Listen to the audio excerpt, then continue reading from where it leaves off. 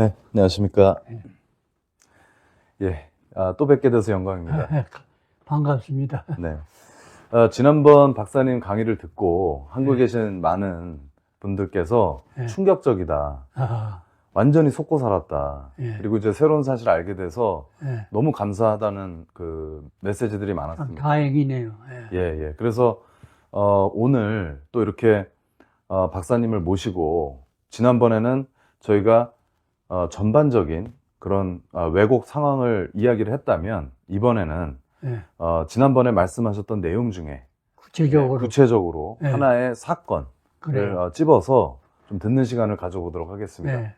예, 오늘은 저희가 어떤, 그래서, 박사님 말씀을, 우리나라 역사를 바로 이해하지 못하면은 네, 우리가 현재 겪고 있는 모든 어려운 문제들이 해답이 안 돼요. 네, 그래서 내가 착안한 그 역사 얘기를 오늘 좀 하려고 하는데, 나는 이런 얘기 할 때마다 머릿속에 늘 생각하는 것은 젊은 사람들이 내 얘기를 좀 많이 들어줬으면 좋겠어요. 네, 그래서 오늘 내가 하고 싶은 얘기는 우리나라가 현재 겪고 있는 가장 무서운 폐단이 광주 5.18입니다. 네, 광주 5.18에 대해서 내가 얘기하는데 그 제목을 김영삼과 5.18 그렇게 잡아봤어요. 네, 네, 광주 5.18을 우리나라 정부가 잘 처리를 했습니다. 네, 그런데 김영삼이라는 사람이 대통령이 된 이후에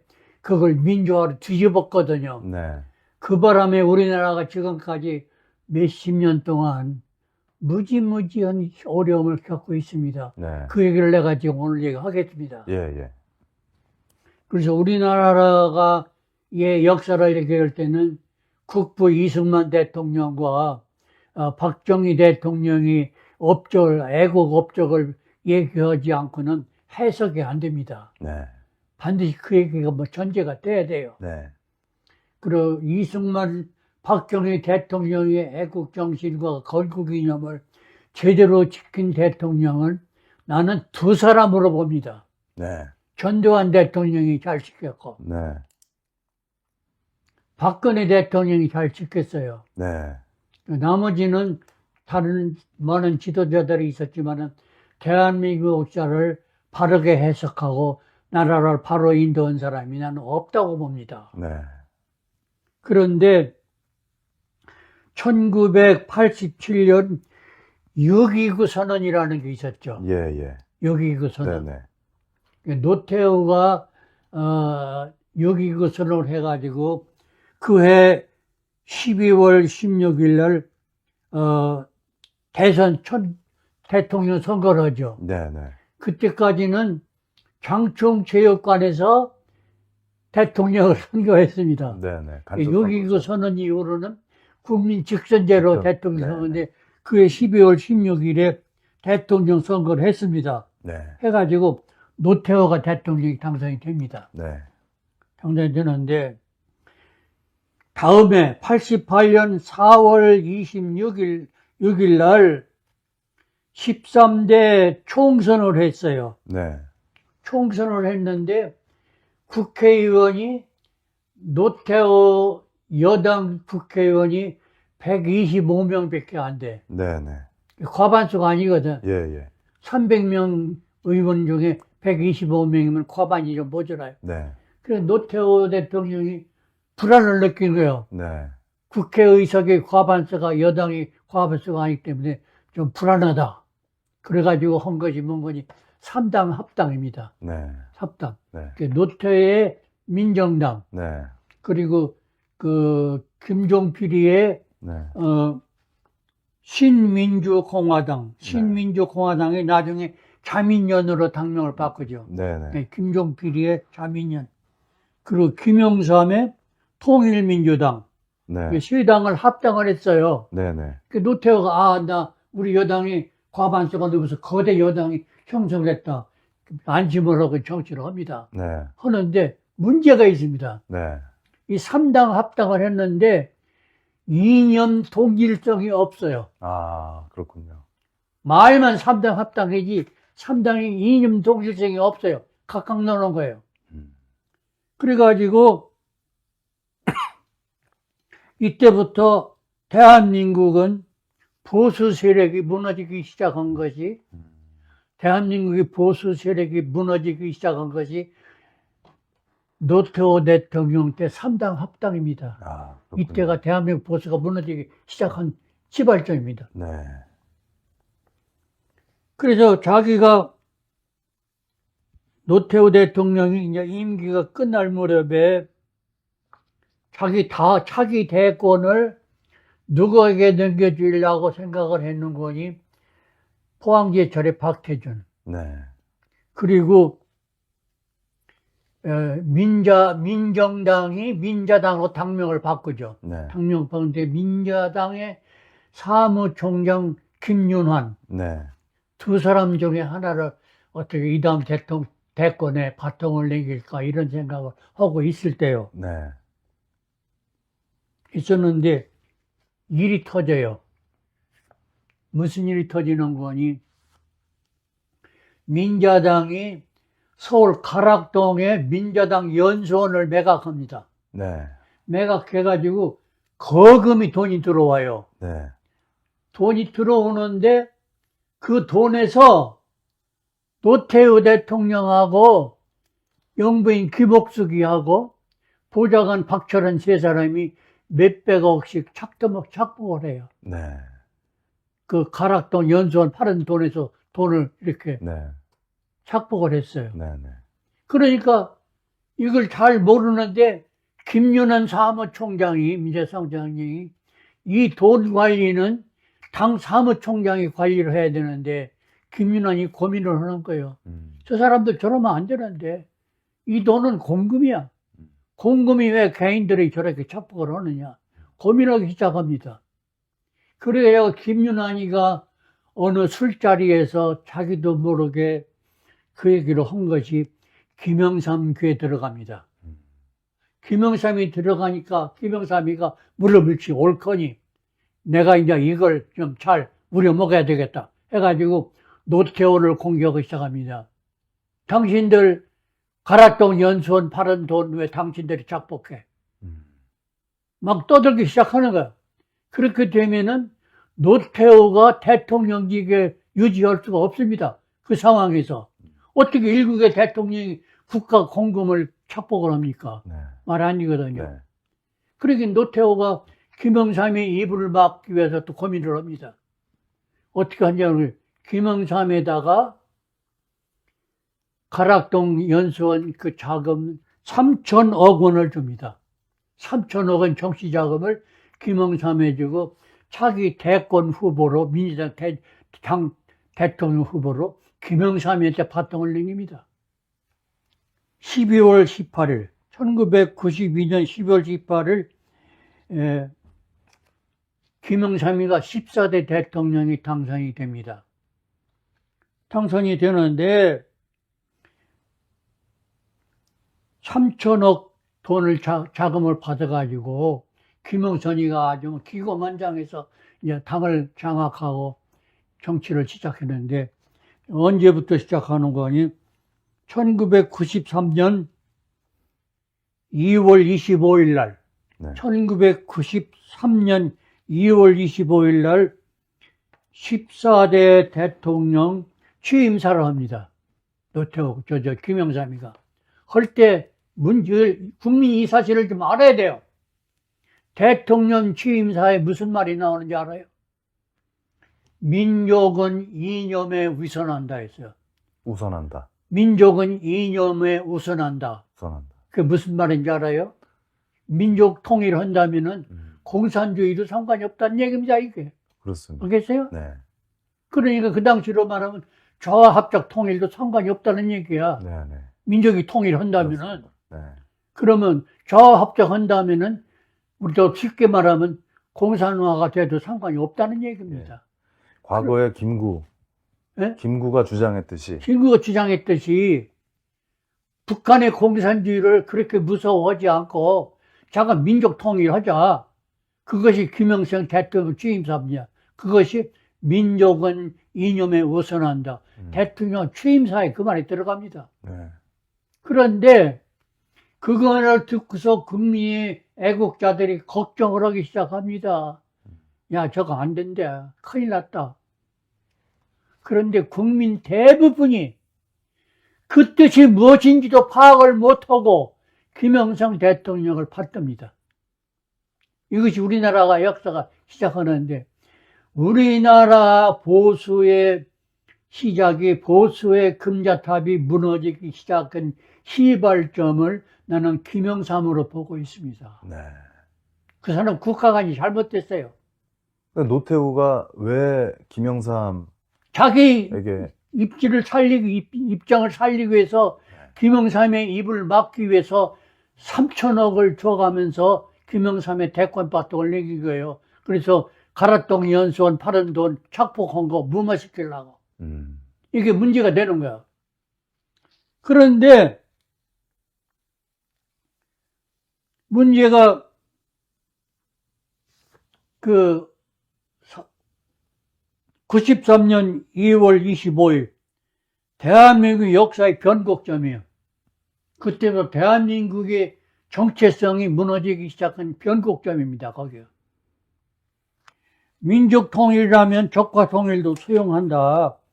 대한민국 역사의 변곡점이다. 국민들 일부만을 우려했지만은 대다수가 무감각했어요. 그런데 93년 집권을 하자마자 김영삼이가 한 일이 뭔지 알아요? 노태우 계열 인사들, 김종필 계열 인사들, 박정희, 이승만 계열 애국사들을 전부 거세를 해버려요. 네. 철두철미하게 자기를 추종하는 사람으로 당을 꾸립니다. 네. 그 분위기 속에서 무엇이 또 파생이 되는 거니 북한이 이걸 알게 돼요. 김영삼 집권 시대에 북한이 대한민국에다가 첩자를 시키기 시작합니다. 그래, 김영삼 정권은 공산주의가 대한민국에서 활개를 칠 수 있는 숙주 역할을 충실히 합니다. 그런데 김영삼이는 빨갱이가 돼서 그렇다고 너는 내가 하기를 말을 안 해요. 조심스러워서 안 합니다. 그 사람은 빨갱이 사람이 이렇게 말을 함부로 못 합니다. 근데 한 가지는 분명히 합니다. 멍청이요, 멍청이. 그리고 자기 주변에 좌파 세력들이 자기를 완전히 장악하는데 그 사람 손에 놀아나요. 놀아나는데 문제가 또 생깁니다. 문제가 생기는 거니 김영삼이가 노태우로부터 3천억 정치 자금을 받은 얘기를 광주 세력이 알게 돼요. 그 광주 세력이 김영삼이를 씹기 시작해. 김영삼을 시작하는데, 막 그러면 그 스캔들이 퍼지면은 김영삼이는 자기도 대통령 자리에 있을 수가 없어. 떠나야 돼. 그 사건을 벌어지면. 그러는데 김영삼이는 자기가 살기 위해서 광주의 입을 막아야 돼. 무슨 일을 했느냐. 그 사람이 93년도부터 집권을 시작했는데 95년도에서 광주 5.18 사태는 분명히 북한과 김대중 추종자들이 이렇게 국가 전복 무장폭동인데 김영삼이가 뒤집어요. 민주화 운동으로 둔갑을 시킵니다. 네. 그래서 광주 5.18 특별법을 제정합니다. 95년도에. 제정해가지고 그 법을 헌법재판소에 소추를 해요. 네. 헌법재판소에. 네. 소추를 하는데 헌법재판소 9명 판사가 5명의 위헌이다, 이건. 광주는 무장폭동이지 민주화가 아니다. 이건 국가전복 무장폭동이다. 네. 그 4명 판사는 아니다. 분명히 그 민중봉기다 말이야. 민주화 운동이다. 그런데 5대4야. 그 3분의 2 이상이 동일해야 법으로 성정이 되는데 5대4니까 이쪽 저쪽도 법이 안 됐다. 무산이 돼버려요. 5명 가지고 6명이 아니기 때문에 무산이 돼. 저쪽도 4명 가지고 6명이 아니기 때문에 무산이 돼. 법이 안 된다 그래. 그런데 김영삼이가 이것을 합헌으로 밀어붙입니다. 합헌으로 이런 엄청난 일을 김영삼이가 95년도에 했습니다. 네. 그런데 자기 혼자 가지고 안 되죠. 그걸 협조하고 김영삼이 말을 합리화하고 정당화하기 위해서 뒤에서 보조 같이 춤을 춘 사람이 두 사람이 있습니다. 홍준표입니다. 그 다음에 홍준표는 여당 당수요. 그리고 안기부의 권영해요. 이 두 사람이 김영삼하고 합해서 광주 5.18은 국가 전복을 위한 무전폭동인데 민주화 운동으로 둔갑을 시킵니다. 그래가지고서 97년도 대법원이 그 광주 5.18이 80년도에 일어났죠. 80년도. 81년도에 대법원에서 판결을 내립니다. 광주는 분명히 북한과 김대중 세력이 합작해서 국가 전복을 위한 무장폭동이라고 판결을 내립니다. 내려가지고 김대중이가 사형언도를 받고 감옥에 가서 사형 집행 대기하고 있는 상태인데, 그런데 97년도 대법원이 김영삼 편을 손을 들어주면서 이것은 무장폭동이 아니다, 민주화 폭동 뒤집어 버립니다. 그래서 81년도 판결을 폐기해요. 97년도 대법원에서. 그래가지고 대법원이 그 97년도 판결에 의해서 광주특별법 가지고 대한민국이 지금까지 살아왔는데 그 후유증이 지금까지 대한민국을 파괴하고 있습니다. 네. 국민들 이걸 좀 알아야 돼요. 네. 아까 미시다 김이 말씀하셨지만은 현재 대한민국의 5급 이하 공무원의 대부분이 네. 광주 5.18 유공자 자녀들이 가산점으로 시험을 봐서 공무원이 되고, 대한민국 경찰의 대다수가 5.18 유공자 자녀들이 가산점으로 경찰 시험에 합격해가지고 대한민국 경찰을 하고 있는데, 지난번에 다른 기관에서 유튜브 방송을 내가 시작할 때 뭐라고 하는데, 광주 5.18 유공자를 얘기를 하는데 나는 광주 5.18 유공자를 100% 인정합니다. 유공자 있습니다. 네. 광주 5.18 유공자. 네. 그런데 국민 잘 알아들어야 돼요. 내 말을. 광주 5.18 유공자가 있습니다. 이 사람들은 대한민국의 유공자가 아니고 북한의 유공자입니다. 그 사람들의 대한민국 국가 예산에서 보상금을 주고 자녀들에게 공무원을 시키고 경찰을 시키고 있습니다, 지금. 그런 사람들이 70% 공무원 70%라고 하는데 정확한 숫자는 내가 말하기 힘들어요. 네. 70%라고 하는 사람도 있고 더 많은 사람도 있지만은 좌우감 나는 대다수라고 보겠습니다. 굉장히 많은 숫자군요. 예. 과반수 이상. 공무원도 그렇고. 예, 5급 공무원 이하. 예. 이하에. 그리고 5급 이상도 네. 김대중 추종자들이 대한민국 꽉 쩔어 있습니다, 지금. 특히 사법부. 국회의원들은 말할 것도 없고, 네. 행정부도 삼권 분립 대한민국, 행정부, 입법부, 사법부 전부 좌파가 쫙 깔아가지고 대한민국을 씹어먹고 있습니다, 지금. 대한민국이 이렇게 어떻게 보면 5.18 공화국이 됐다고 어떤 분들은 말씀하시거든요. 네. 5.18 공화국이 되었다. 네. 그러니까 5.18 유공자들이 네. 대한민국의 국가 권력을 장악을 하고 네. 또 중요한 국가 행정 시스템을 관리하는 사법부. 관리자, 예, 사법부도 포함이 되겠죠. 국회의원도 그렇고. 예. 이게 일반 청년들이 이해하기로는 어떻게 이게 그렇게 특수한 그 지역 세력이, 지역 카르텔이 어떻게 그런 식으로 국가 권력을 장악할 수 있는지 사실 이해가 잘 안 되거든요. 안 되는데, 대한민국에서 소위 그 유공자라, 그 전라도 그 5.18 세력의 유공자들이 이 나라의 녹을 먹고 공무원 생활을 하고 있는데, 이 사람들은 살기 위해서 시키는 대로 하는 거예요. 시키는 대로 해서. 네.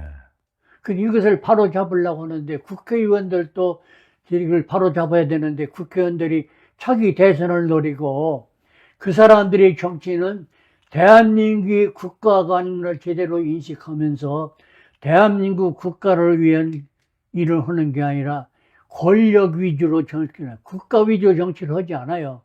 권력 위주로 정치를 하고 있습니다. 사법부나 국회나 행정 모두 지금. 그러니까 5.18 카르텔의 심기를 건드리면 권력에서 밀려나기 때문에. 그런데 내가 실례를 얘기하자면은 조심스러워서 말을 삼가할게요. 우리나라 유명한 정치인들 가운데 5.18 문제를 바로 잡으려고 노력한 사람들 전부 팽당했어요. 쫓겨나요. 누가 있습니까? 그런 사람. 그 얘기를 얘기하지 않겠습니다. 예. 내가 대충 얘기를 하면 알 겁니다. 네. 5.18 발언해가지고 쫓겨난 사람들이 많이 있습니다. 네. 유명한 국회의원 정치인들 가운데. 그러니까 그 사람들은 자기 살기 위해서 입을 삼가하고 자기 소실껏 정치를 못해요. 어마어마하면 좌파 세력이 쩔어 있기 때문에. 그래서 국회의원이나 대통령, 뭐, 이렇게 어떤 국가기관의 권력을, 누리기 위해서는 반드시 5.18 참배를 해야 되고, 또 주먹밥을 나눠 먹어야 되고. 그러니까 자기 살기 위해서 5.18 발언을도 삼가하고 저 사람들하고 같이 춤을 춰야 되고 이런 사람들. 내가 한 사람만 얘기할게 대표적으로. 네. 강원도 도지사 누구요? 김진태요. 네. 그 중에 대표적인 사람인데 그 사람이 광주 5.18을 발언해가지고 쫓겨났어요. 겨우 자기 명맥을 유지하기 위해서 강원도 도지사로 조용히 살고 있습니다. 지금. 네. 그렇군요. 예를 들자면 그런 얘기, 그 사람뿐만 아니라 많이 있어요. 내가 말을 삼가하겠습니다. 네. 그런 상황인데 이것이 제주도 4.3 폭동은 대한민국이 건국을 방해하기 위한 폭동이죠. 네. 맞습니다. 그런데 현 정부가 지난번에도 얘기했지만 제주도 4.3 폭동은 국가 기념일로 지키고 있습니다. 광주 5.18은 대한민국을 전복하기 위한 폭동인데 국가 기념일로 지키고 있습니다. 이게 대한민국입니다. 이걸 제대로 바로잡으려고 하는 사람이 없습니다, 지금. 우리 젊은 청년들 정신 좀 차리세요. 나라를 똑바로 지켜주세요. 이 청년들이 이런 목소리를 내는 것이 사실상 어떤 뭐 당내에서는 불가능한 상황이고요. 당내에서는 또 공천을 받기 위해서 이제 제도를 바꾸려면 뭐 국회의원으로 출마를 한다든지 권력을 행사할 수 있는 어떤 자리로 가야 되는데 우리 청년들이, 근데 이런 청년들이 그런 기회조차 사실 없기 때문에. 그런데 역사를 제대로 모르기 때문에 예. 청년들도 자기들이 애국심이 있고 자기들이 소신이 있으나 역사를 잘 모르기 때문에 네. 무슨 어떻게 할지도 갈피를 못 잡고 있는데 오늘 미스터 김호구 나하고 대화하는 이 유행을 듣고 네. 좀 깨닫는 점이 있으면은 좀 일어서야 돼요. 음. 일어서야 됩니다. 일어서야 된다. 그러면 목소리도 내야 되고. 예. 근데 지금 5.18 이제 왜곡 처벌법이 또 생겼거든요. 네. 그런데 예. 5.18의 진짜 국가 전복 폭동이라는 것을 아는 몇 사람들이 그 민간 주도로 정부 주도로 진상규명위원회가 있어요. 네. 그런데 전부 북한 개입을 전부 배제하고 자기들 유리한 쪽으로 예의를만 정해가지고 지금까지 끌고 온 거예요. 끌고 오는데 최근에 스카이데일리라는 신문이 있었습니다. 네. 스카이데일리 신문에서 5.18 진상규명위원회를 조직했어요. 네. 민간 주도로. 예. 거기서 많은 것을 파헤쳤습니다. 네. 그래서 5.18에 제대로 이제 바르게 제대로 돌아서는구나. 네. 역사를 바로 쓰겠구나. 이제 그러면 만약에 그 진실이 들통나면은 나는 큰일 났어. 나도 나도 태도를 바꿔야 되겠다. 네. 저 살기 위해서 네. 5.18을 민주화로 둔갑시킬 때에 김영삼을 협조했던 안기부장 권영애가 실토를 했습니다. 네. 안기부도 5.18 폭동은 북한과 김대중 세력이 합동으로 일으킨 국가전복 폭동했다는 것을 안기부가 파악했다는 것을 최근에 와서 발표했어요. 네네. 최근에 와서. 예. 그러니까 이 권영애가 애국자입니까? 뭡니까? 이 사람 어떻게 평가해야 됩니까? 또 한 가지 얘기할게요. 예, 예. 북한의 경제가 도저히 살아남을 수 없는 지경까지 갑니다. 살아남을 수 없는 데까지 가는데, 북한이 김정일이가 잔꾀를 부려요. 네. 잔꾀를 부는데, 남한에서 돈 좀 뺏어오자, 이겁니다. 음. 남한에서 돈을 뺏어오자. 뺏어오는데, 5.18 광주 폭동은 김일성하고 김대중의 합작 작품이라는 것을 북한이 폭로를 하게 되면은 김대중이 너는 죽어. 너를 살리고 이것을 우리가 무마할 테니까 돈 좀 줘. 우리 살려줘. 그런데 김대중이한테 직접 하지 않고 김대중한테 당신의 측근한 사람을 나한테 보내주시오. 그래가지고 1999년도에 김대중이가 김경재를 북한에 보냅니다. 네. 김경재가 김대중의 최측근 인사예요. 네네. 그 김경재가 북한에 가보니까 광주 5.18은 북한이 개입한 역사가 쫙 나오거든요. 브리핑을 듣고. 네. 그 광주에서 죽은 폭도들 490명의 묘를 가서 봅니다. 가묘. 네. 490명의 가모를 가서 봅니다. 네. 저 김경재가. 김경재가. 그 김경재는 광주 5.18은 확실히 북한이 개입한 걸 알게 됩니다. 거기서. 그런데 내가 추가로 하고 싶은 얘기가 있어요. 네. 97년도에 황경의비가 남한에 오죠. 네네. 97년도에. 예, 예. 황경의비가 올 때에 광주의 가담 폭동에 참여했던 490명 북한 폭도들이 명단을 김영삼에게 제공합니다. 김영삼에게. 예, 예. 그 황경의비가 김영삼에게 제공한 490명 명단하고 네. 김경재가 99년도 북한에 가서 본 490개 가면을 본 게 일치가 돼요. 그렇군요. 그런데 김경재도 이 얘기를 김대중이 와서 보고를 합니다. 그래서는 북한이 난리 났습니다. 당신 죽이려고 작정을 했어. 그 사람들이 돈을 좀 줘야 되겠는데 내가 할 때는 당신은 돈 주면 안 돼. 죽지 않을 만큼 찔끔찔끔은 주되 한꺼번에 그거면 주지 마시오. 그랬다고. 그 김대중이가 자기가 살고 싶으니까 살게 되죠. 김대중 말, 김경재 말을 들어서는 안 되겠거든요. 김경재를 잘라버려요.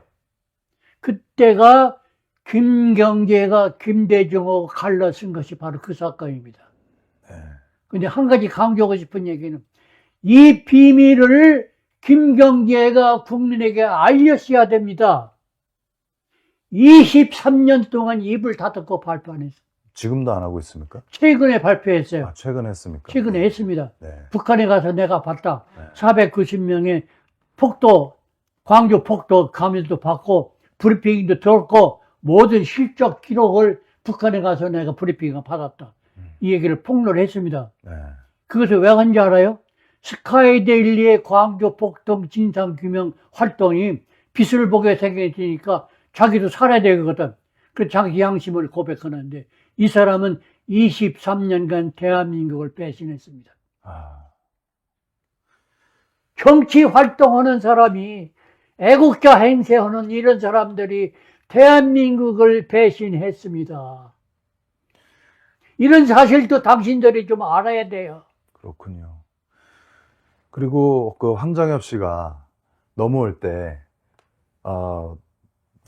대한민국에서 활동하고 있는 간첩들 명단도 가져왔다고 그랬었거든요. 근데 그걸 김영삼이 그건 없애지 모르지만은 않았어요. 예. 자간 490명 명단을 바친 것은 내가 알고 있어요. 네네. 그 속에 누가 포함되는지 난 모르겠습니다. 네네. 그 밖에 이제 다른, 그거에 다른 대해서는 소스에서 나와요. 예, 예. 그런데 예. 우리나라 역대 국회나 정당이 대한민국을 바로잡으려는 일을 하나도 한 일이 없습니다. 네.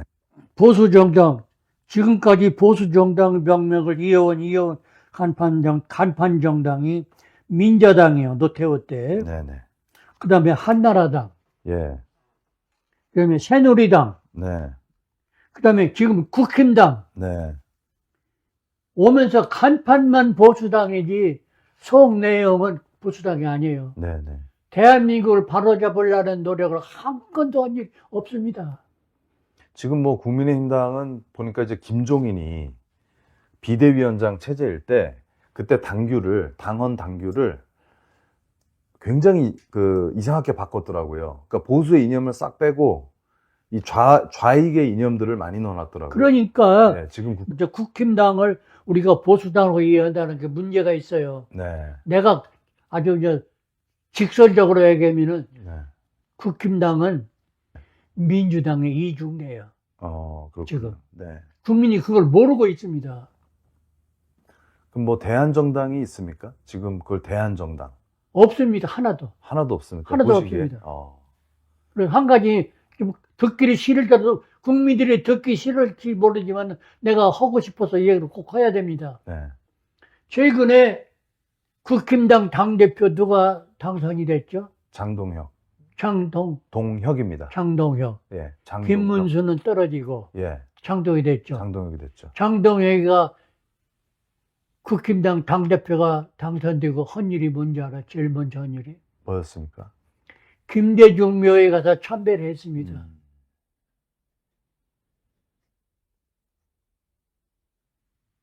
우리가 이 사람을 믿고 대한민국에 제대로 되기를 기대를 할 수 있겠습니까? 없겠습니까? 그놈도 그놈이에요. 문제입니다, 지금. 왜 이 문제를, 왜 보수정당의 이념을 바로 세우지 못하는 걸까요? 무식해요. 알기를, 역사를 제대로 몰라요. 그 사람들은 나쁘다고 하기보다는 나는 이런 표현을 하면 너무 무식하고 역사를 제대로 몰라요. 그리고 그거 말고도 저 사람들하고 뒷거리가 있는지도 몰라요. 그 내가 함부로 말을 못하지만 좌우지간 슬픈 얘기입니다. 박사님이 보시기에 우리의 이제 보수의 이념이 노태우 때 무너졌고, 3당 합당 때 무너졌고. 3당 합당부터 무너지기 시작한 겁니다. 그때부터 무너졌고, 그것이. 김영삼이 대통령 취임사 민족은 이념에 우선한다는 대통령 취임사부터 대한민국의 보수 큰자탑은 무너지기 시작했습니다. 그렇군요. 이것이 이제 그 이후로 단 한 번도 재건이 된 적이 없는데. 제대로 한 사람이 딱 한 사람이 있습니다. 예. 박근혜 대통령. 박근혜 대통령이 한 일이 여러 가지 한 40가지가 되는데 나중에 기회가 있으면 박근혜 지적을 내가 발표를 하겠습니다. 네네. 그러나 우선 몇 가지만 얘기하겠습니다. 예. 개성공단 금강산 관광 사업을 박근혜 대통령이 문을 닫았습니다. 네. 그 돈이 북한의 핵개발 자금으로 사용됩니다. 네. 그리고 그 정당 하나 해소했죠. 통진당 해산했죠. 예? 통진당 해산했죠. 통진당. 이거는 북한 당이거든요. 예. 그 해산했죠. 그게 박근혜 대통령 생각이었습니까? 박근혜 대통령의 생각인데, 네. 물론 그 주변에 애국자들이 있었겠죠. 그렇지만 예. 실행은 박근혜 대통령이 한 거죠. 예. 그리고 전교조를 법의 노조로 만들었습니다. 네네. 전교조. 예. 법의 노조. 네네. 그리고 국정교과서는 완전히 좌편향 교과서입니다, 지금. 네. 역사 교과서. 네. 우리 어린 학생들이 가르치는 대한민국 역사 교과서가 북한을 찬양하고 대한민국을 깎아내리는 역사인데, 그 역사 교과서를 국정교과서로 박근혜가 바꿨습니다. 네. 바꿨는데 말이 많아가지고 그대로 제대로 시행이 안 됐습니다. 대한민국 정치에서 그걸 박근혜를 꺾어버렸어요. 그 외에도 전일이 한 20여 가지가 있습니다.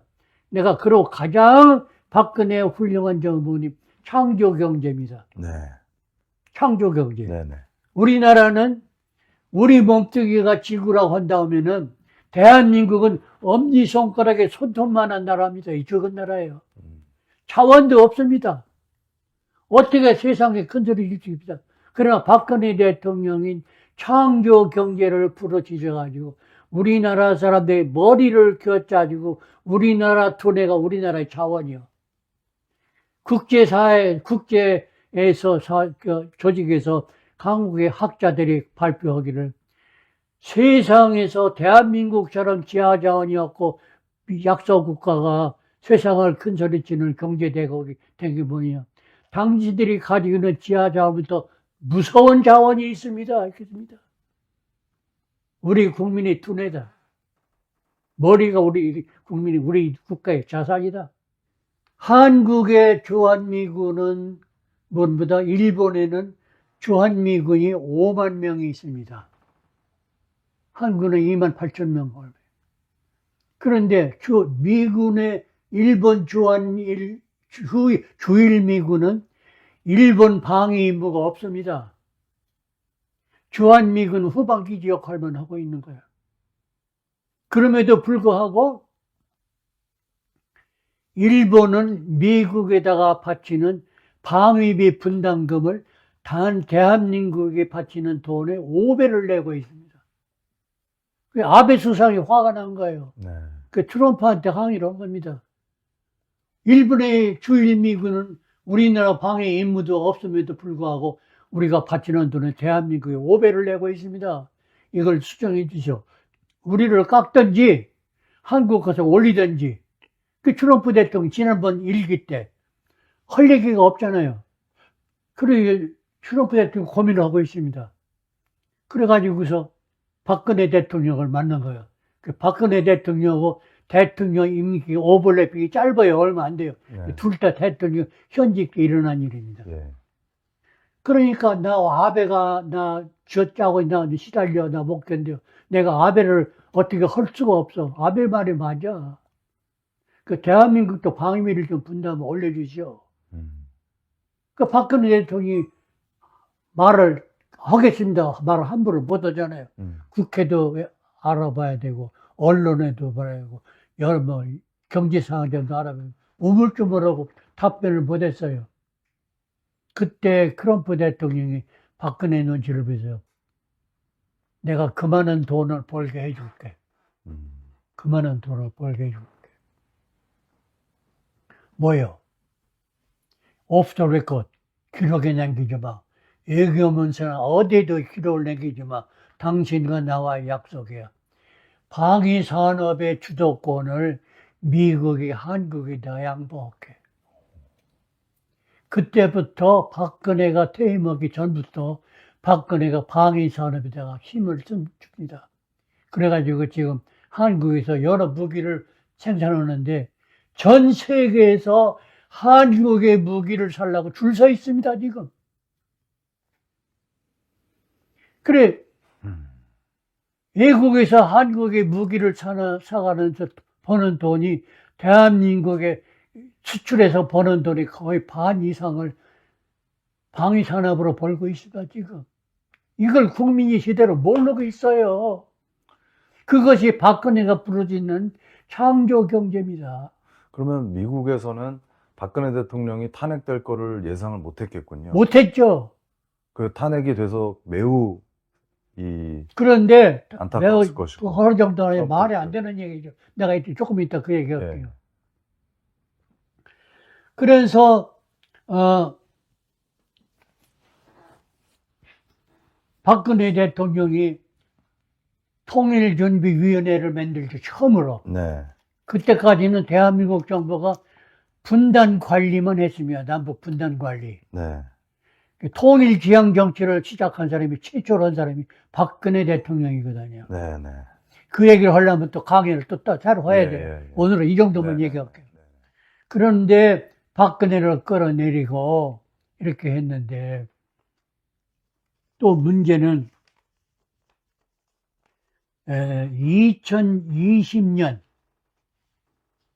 2020년 5월 12일 날 네.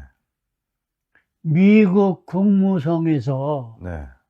광주 5.18 기밀 해제된 외교문서를 공개를 합니다.